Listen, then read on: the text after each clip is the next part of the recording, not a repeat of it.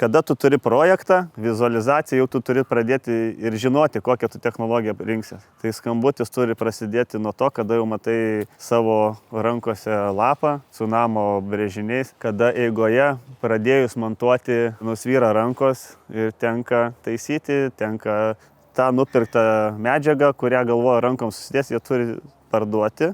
Tada užsipučia su mūsų technologija, nes tam tikrų niuansų ten tikrai yra su vatos išmatavimais ir konstrukcijų išmatavimais. Tai jeigu reikia racionaliau viską, tai turi iš anksto viską numatyti.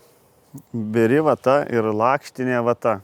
Jos yra iš esmės abi dvi geros, tik tai tam tikrose situacijose negali galbūt panaudoti paprastos vatos. Tai vat sudėtingose konstrukcijose, tada kainos atžvilgių tu nieko nelaimi pirkdamas demblinę vatą ir eidamas ten ją dėti, nes reziumė tu vis tiek sumokėsi už darbą daugiau. Tada reiks tau transportuotis, utilizuoti likučius. Čia pranašumas tame, kad kaina daugmaž panaši, bet visiškai nelieka jokių tau likučių, kas iš aparato tiesiai į stogą ir viskas.